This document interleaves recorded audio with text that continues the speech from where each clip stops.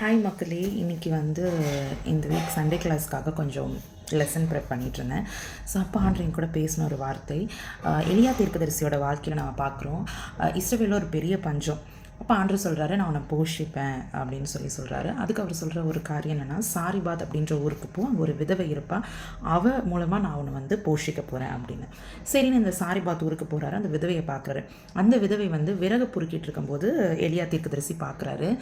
அப்போ அந்த அம்மா கிட்ட சொல்கிறாரு, எனக்கு ஆகாரம் கொடு அப்படின்னு சொல்லும்போது அந்த அம்மா சொல்கிறாங்க, என்கிட்டயே கொஞ்சமாக ஒரு படி மாவும் கொஞ்சமாக எண்ணெயும் இருக்குது, இதை சாப்பிட்டுட்டு நானும் என் பையனும் செத்துடலான் இருக்கோம், ஏன்னா ரொம்ப பஞ்சமாக இருக்குது, எங்களால் வாழ முடியாது அப்படின்னு சொல்கிறாங்க.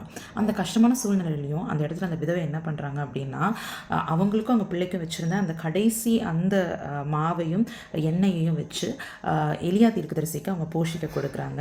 நீங்கள் நம்பவே மாட்டீங்க, கர்த்தர் அவங்களுடைய களஞ்சியத்தை ஆசீர்வதிக்கிறாரு. ஆசீர்வதிச்ச நிமித்தமாக அந்த பஞ்சகாலம் முடிகிற வரைக்குமே கர்த்தர் அந்த குடும்பத்தை போஷித்துட்டே இருந்தார். மாவும் எண்ணெயும் குறைவுபடவே இல்லை. அப்படிப்பட்ட ஒரு மிராக்கிளை செய்த நம்ம ஆண்டர் தான் நம்ம வணங்கிட்டு இருக்கோம். நம்ம ஆண்டர் பெரிய தெய்வத்தை நம்ம வணங்கிட்டு இருக்கோம்.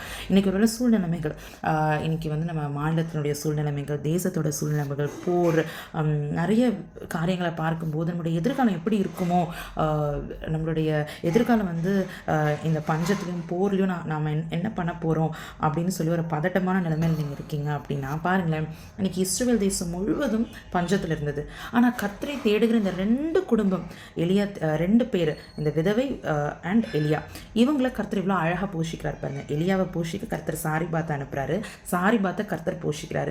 ஸோ கர்த்தருடைய பிள்ளைகளை கர்த்தர் எந்த சூழ்நிலையிலும் கைவிடாத தேவனாக இருக்கிறார். அது எவ்வளோ கொடுமையான சூழ்நிலையாக இருந்தாலும் கர்த்தரை தேடுகிறவர்களுக்கு ஒரு நன்மையும் குறைவுபடாதுன்ற வார்த்தை மிக மிக நிச்சயமான ஒரு காரியம். இன்றைக்கி உலகத்தில் சூழ்நிலைகள் எப்படி வேணாலும் மாறலாம், மனிதர்கள் மாறலாம், ஆட்சிகள் மாறலாம், எது மாறினாலும் அவருடைய பிள்ளைகளை போஷிப்பது அவருடைய கடமை. இஸ்ரவேலை காக்கிறவர் உறங்குவதும் இல்லை, தூங்குவதும் இல்லை.